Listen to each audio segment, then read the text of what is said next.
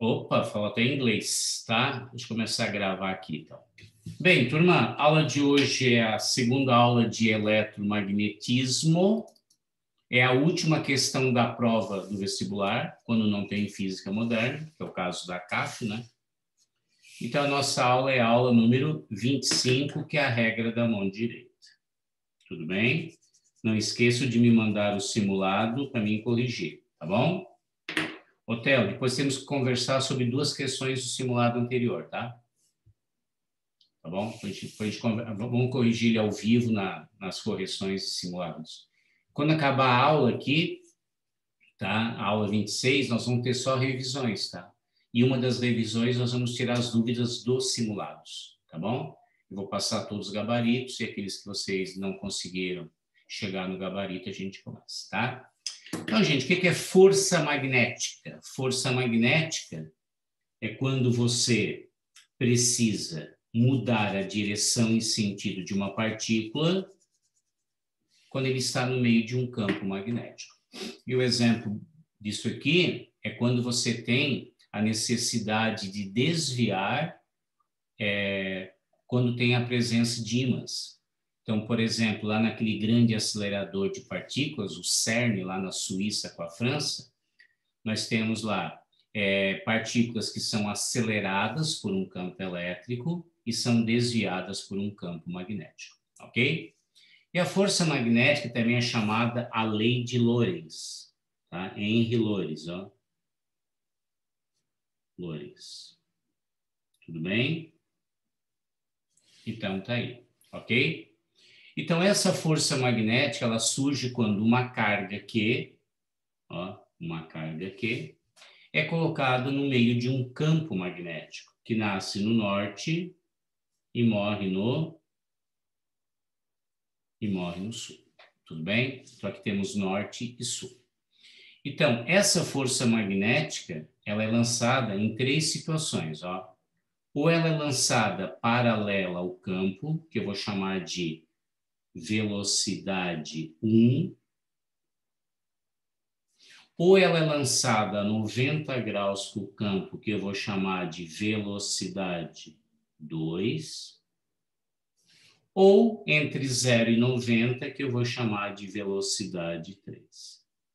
Depende como você lança, o movimento é diferente. Então, essa força magnética é uma grandeza vetorial. Então, ela precisa de módulo, que é esse aqui, e a direção e o sentido é chamada a regra de Lorentz, que alguns chamam de regra da mão direita, eu não gosto, porque dá para fazer com a mão esquerda também, tá?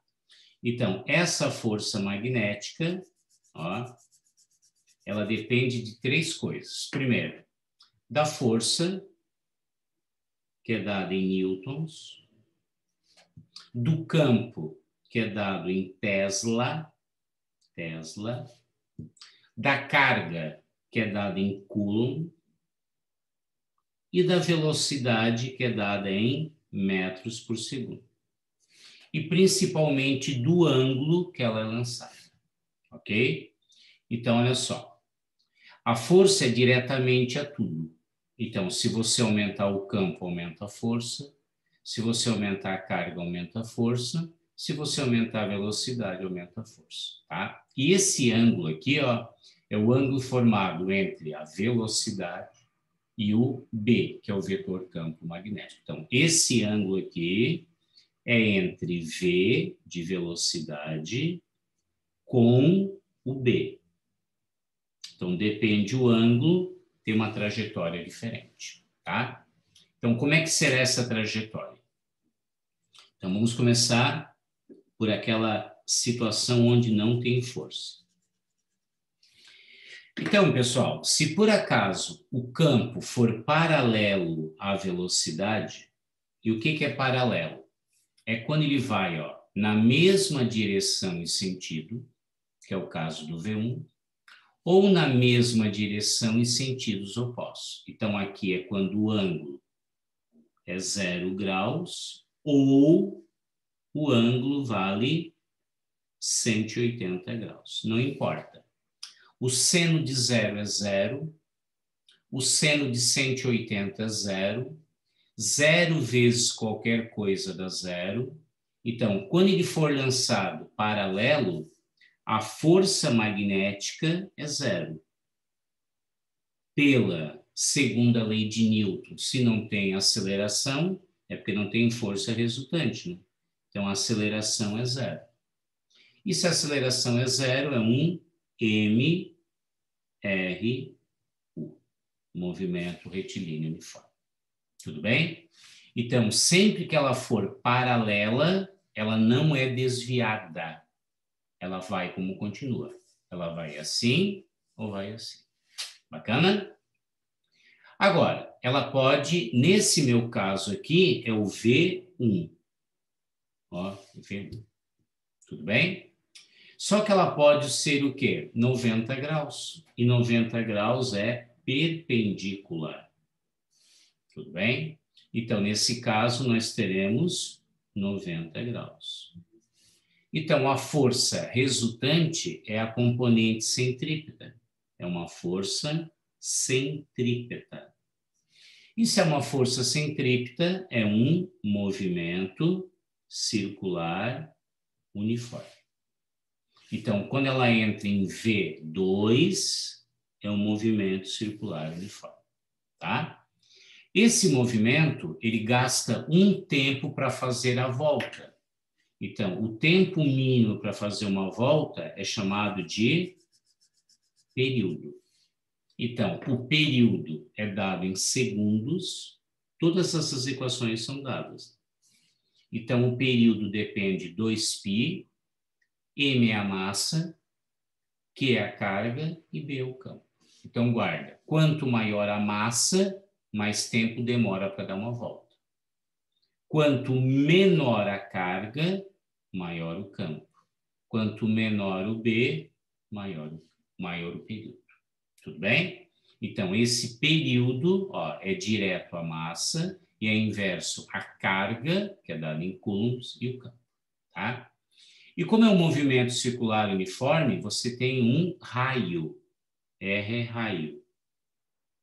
Então, o raio depende da massa, da velocidade, tudo diretamente proporcional, e inversamente da carga e do campo. Ok? Então, ó, quando for 90 graus, é um movimento circular uniforme. Ok? Então, guarda. Ó, quando é paralelo, grifa aqui, ó, MRU. Quando for perpendicular, MCU. E quando não for nenhum dos dois? Quando não for nenhum dos dois, então isso o que é? Isso é um movimento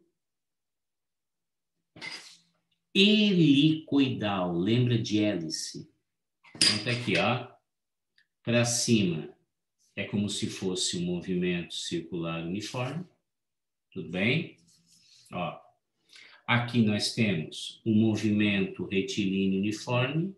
Então, não é nem um circular, nem um retilíneo. É essa simbologia aqui. Ó. Isso aqui é uma hélice. Então, quando ele for entre 0 e 90, ele faz isso aqui. Ó. Então, esse movimento é chamado de movimento helicoidal uniforme.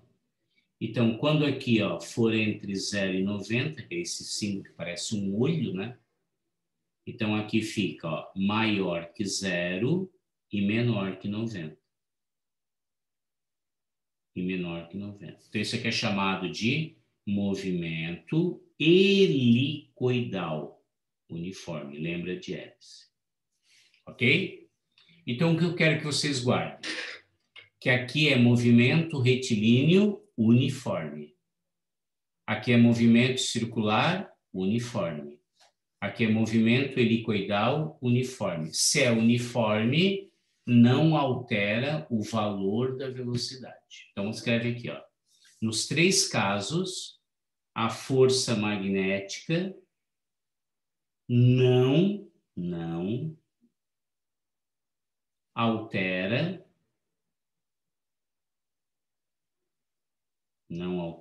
o módulo da velocidade. Ele nem acelera, nem desacelera. Ele só, não altera. Ele simplesmente muda a direção e o sentido, ou seja, muda a orientação. Tudo bem? Muda a orientação. Então, toda a carga no meio de um ímã, ela pode ser desviada para a direita, para a esquerda, para cima, mas ela nunca vai ser acelerada ou retardada. E o que eu preciso fazer para acelerar ou retardar? Colocar um campo elétrico. Aí é a parte de eletrostática. Tudo bem? Então, gente, aqui é o módulo, como é que a gente calcula, né? Agora, para onde que ela vai? Aí a gente vai usar os dedinhos. Eu não sei se vocês gostam de usar os dedinhos assim, tá? Ou a mão aberta. Qual que vocês aprenderam? Assim? Faça um bom vestibular, é isso?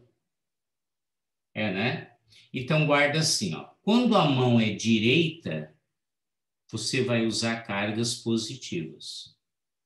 Então, ó, faça de força um bom vestibular. O que é o faça? Força. O que é o bom? Campo. O que é o vestibular? Velocidade. Se ela for negativa, que é um elétron, é o mesmo dedo com a mão esquerda, né? Ó, faça um bom vestibular. Então é bem fácil, gente, ó. Onde tiver o F, você bota aqui o pai de todos. Onde tiver o campo, você bota o fura-bolo. E onde tiver a velocidade, você coloca o mata-piolho. Ó, seu mindinho, seu vizinho, pai de todos, fura-bolo, mata-piolho, tá? Então, ó, aqui, força nesse aqui, ó, campo nesse aqui e velocidade nesse aqui. Não esquecendo que quando é bolinha, sai ou entra, Laila? Bolinha. Sai. Sai. E quando é X, faz o quê? Entra, né? E quando é X, entra. Bacana? Então, tá aí. Então, aqui seria quem? A orientação dessa força magnética. Bacana? Agora, pessoal, se por acaso for um fio, aí o fio, que é o princípio de motor elétrico, ó, motor elétrico é mais fácil daí, porque daí não tem o positivo e negativo. A gente usa somente uma mão. Então, sempre que eu tiver um fio no meio de um campo magnético, esse fio está sujeito a uma força e essa força pode produzir um torque. E esse torque pode produzir rotação, tá? Então, a força magnética é dada em newtons, o campo é dado em Tesla, a corrente é dada em amperes, o comprimento é dado em metros, e aqui é o ângulo formado entre o condutor, que é L, com o campo B. Então, ó, o campo já está no meio do ímã, não dá para mudar. O comprimento do fio, o motor já está pronto com um certo comprimento. Então, no mundo real, quando você quer que o motor elétrico tenha mais força, você tem que aumentar o quê? A corrente elétrica. Então, nesses carros elétricos, caso caia, o ato de você aumentar a corrente, você aumenta a força. Se você aumentar a força, ó, você acelera mais o carro. Então, não esquece que força é igual a quem? Massa vezes aceleração. Tudo bem? Quanto maior a corrente, maior a força. Quanto maior a força, maior a aceleração. Ok? Para você descobrir qual é a direção e o sentido da força, sempre mão direita, faça um bom intensivo. Então, lá é vestibular de velocidade, E aqui a gente vai usar a corrente elétrica, ó. E essa corrente elétrica é a intensidade da corrente, tá bom? Não esqueça que toda vez que você tiver uma força numa certa distância, você tem um torque. Então, o torque magnético, né, é a força magnética vezes o comprimento do fio. Então, no motor elétrico, eu posso ter torque, momento. Eu tendo força e tendo aquele braço do momento lá das alavancas, eu posso produzir o quê? Rotação. Então, grifa bem isso aqui, ó. No caso dos motores elétricos, a gente pode ter rotação. Bacana? Áureo, cai muito cálculo? Não, gente, cai mais teoria. E até vou dizer para vocês, tá? O que eles adoram é o lado direito. Principalmente isso aqui, ó. Tudo bem? Então, agora vamos começar a trabalhar com a teoria. Primeira coisa que eu quero que vocês guardem é o fluxo magnético. Então, o fluxo magnético é quando você tem a produção de força eletromotriz. Então, lembra, ó, isso aqui é lá dos geradores das pilhas, né? Lá é químico, aqui é magnético. Então, como é que funciona? Ó, eu pego uma bobina lá dentro da Itaipu, por exemplo, e eu coloco ela a girar com uma velocidade angular ômega. Aqui eu tenho um campo que vem da onde? Do norte para o sul. Ok? Então, o fluxo magnético depende do campo, depende da área e depende da inclinação, ou seja, do ângulo formado com a espira. Então, o que acontece no mundo real? Aqui nós temos um eixo, ó.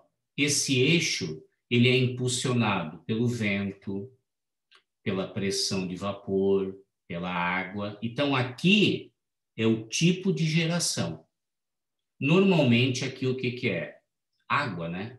Então, a pressão da água gira, e se ela gira, o fluxo vai mudando. Se o fluxo vai mudando pela lei de Faraday, eu produzo volts. Se eu produzo volts, eu tenho quem? Corrente elétrica. Então, isso aqui, gente, é o princípio de produção de quem? De corrente alternada. Ó. De corrente alternada, que é a produção de energia elétrica. Então, tudo que é pilha é corrente contínua, tudo que é ímã é corrente alternada, tá? Então, esse fluxo variando é a condição para que a gente tenha a corrente alternada da nossa casa. Esse fluxo aqui, ele é dado em Weber, que se abrevia como WB, Weber, tá? WB. O campo é dado em Tesla, a área é dada em metros quadrados, e aqui é o ângulo formado, que é chamado cosseno normal. Ok? Só que agora tem que tomar cuidado, tá, gente? Aqui é seno e aqui é cosseno. Então, quando que o cosseno dá zero? O cosseno dá zero em 90 graus. Então, quando ele tiver a 90 graus aqui, ó, cosseno de 90 é zero. Zero vezes qualquer coisa é zero. Então, sempre que a espira tiver a 90 graus com o campo, que é isso aqui, ó, pega uma reguinha e desenha para mim. Ó. Tá aqui, ó. Então, aqui eu tenho quem? O campo. E lá dentro do gerador, a bobina pode estar assim, ó. Ó. E aqui aquele cosseno forma 90 graus. Então, quando ele estiver nessa situação aqui, ó, o fluxo é zero. Quando ele estiver a 0 graus, que é nessa situação aqui, ó, tá vendo? Ó, normal, o fluxo ele é máximo. E isso é a produção de corrente alternada. Então, ó, Quando você tem uma corrente alternada, você tem uma senoide aqui, ó. Então, uma hora é positivo, uma hora é negativo, e quando ele passa entre o positivo e negativo, ele é zero. Então, aqui é o máximo, e aqui é o máximo. Então, isso é uma corrente alternada que no Brasil vale 60 Hz. Tudo bem? Por isso, gente, que a gente não consegue armazenar corrente alternada. Se Itaipu parar agora, o Brasil fica no escuro. Não fica no escuro porque tem outras, tá? Mas se a gente dependesse somente de Itaipu, na hora que isso aqui para de girar, falta de água, se num caso extremo, a gente vai ficar sem energia. Por quê? Porque daí, pela lei de Faraday, ó, pela lei de Faraday, na hora que não variar mais o fluxo, ou seja, isso aqui não está girando, tá? Aqui, ó, aqui é zero, isso aqui é zero, não temos força eletromotriz. Então, isso aqui, ó, é chamada força eletromotriz, que é igual da bateria. Então, eles botam um I para diferenciar. Então, é chamado força eletromotriz induzida, que é dado em volts. Então, lá na pilha é força eletromotriz, aqui é força eletromotriz induzida.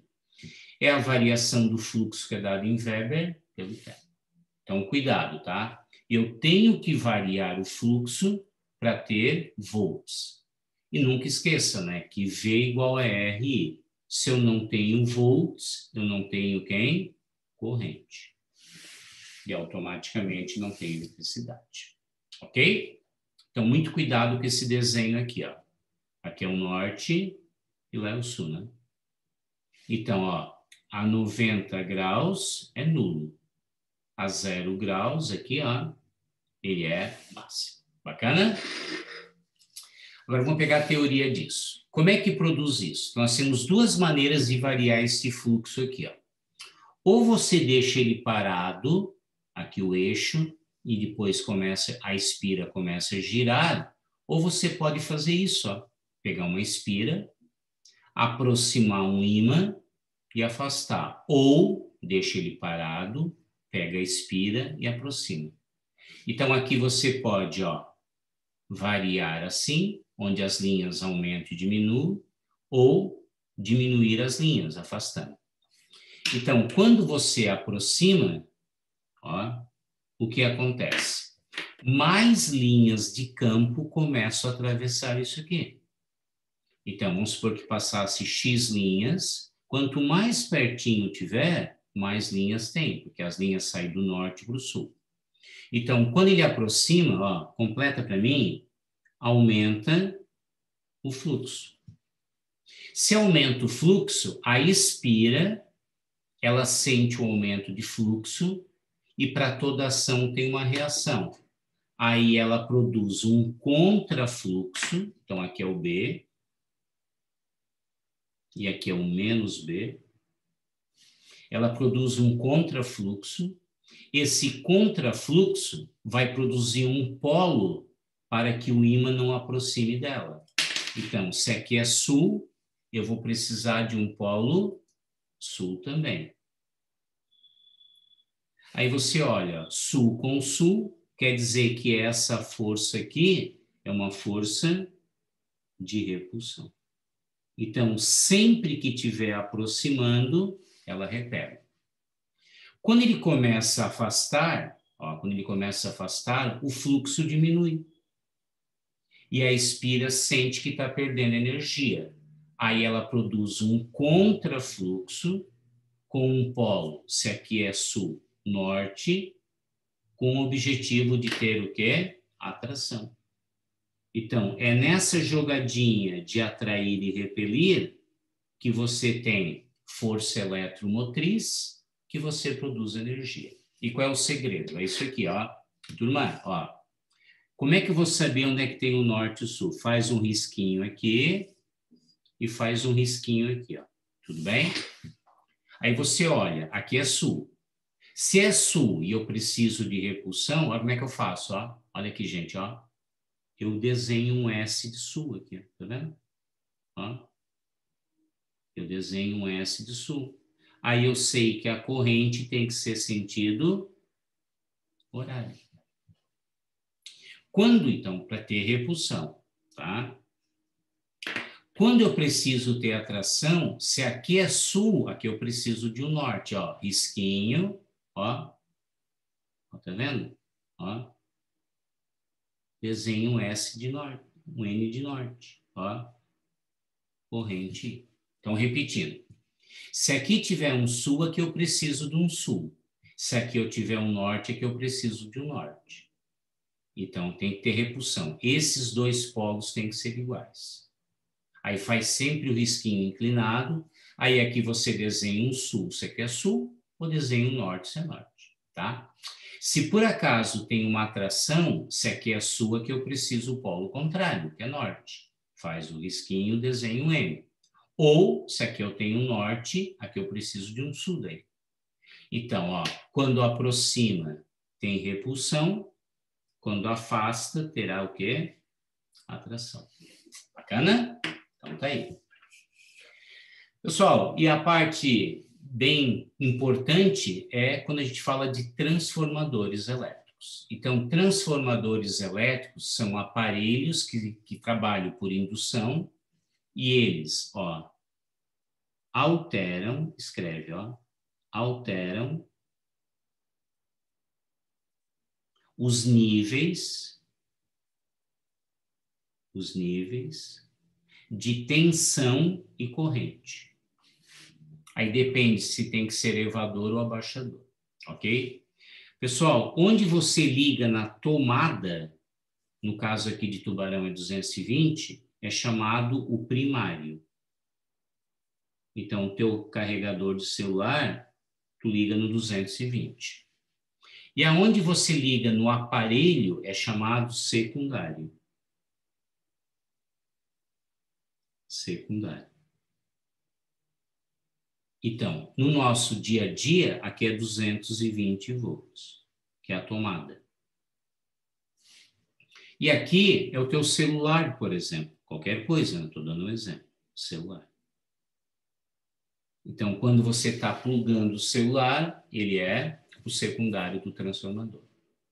O que é constante daqui para cá? Ó, o que entra no primário e não altera no transformador é o quê? É a potência e a energia. O que altera daqui para cá? Então, se a potência é a mesma, quanto maior a tensão, menor a corrente. Então, variável é a tensão e a corrente.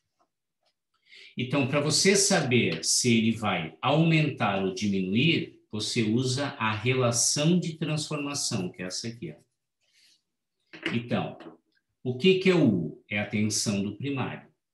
No caso, Tubarão 220. O que é o N1? É o número de espiras que tem aqui, ó, de fios enrolados. O que é o 2? É a tensão que é ligada ao teu celular. No caso, o teu celular é 5 volts, tá? Independente da marca. E o que é o N2? É o número de espiras. Então, se entrar um valor maior e diminuir, ele é abaixador. Se entrar um valor menor e ele aumentar, é um elevador, tá? Então, vamos completar isso aqui, ó. O que é um abaixador? Esse é o caso mais clássico, que é o celular. Então, entra 220, sai 5. Então, V1, que é o primário, é maior. Onde está a tensão, está o número de espiras. Ó, N1 maior que N2. A potência de entrada é a mesma de saída, juntamente com a energia. Quem tem uma tensão alta, tem uma corrente baixa. Então, menor. Então, aqui ó, é o exemplo de um abaixador. Começa com um monte de espiras e termina com o número de espiras menor. Então, aqui é o V1 e aqui é o V2. Tudo bem? Agora, o que é o elevador? É quando ele começa bem baixinho, tipo assim, ó, 110 volts, e vai para 220.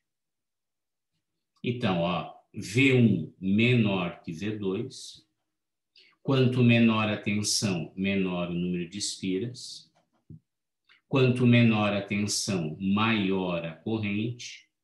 E a potência de entrada é igual a isso aí. Então, gente, ó, na hora do vestibular, olha se esse número de voltinhas é maior que esse. Então, isso aqui é um abaixador.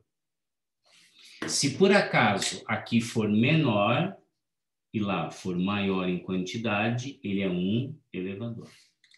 Então, por exemplo, aqui, ó, aqui pode ser o quê, então?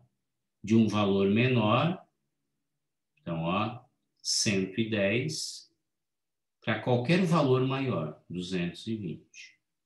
E aqui pode ser o quê? 220 para 5. O primeiro número é o primário, o segundo número é o secundário, nos dois casos. Primário e secundário. Legal? Então tá aí. Isso aqui cai bastante, principalmente na Federal e na CAF e no Enem. Ok? Por incrível que pareça, acabou a nossa aula já. Que rápido, né? Que rápido. Quando a turma é boa, né? Vai bem. Gente, ó, eu estou gravando aula para Júlia, tá? Então dá uma esperadinha 5 minutinhos, tá? Eu vou encerrar e entramos no 2.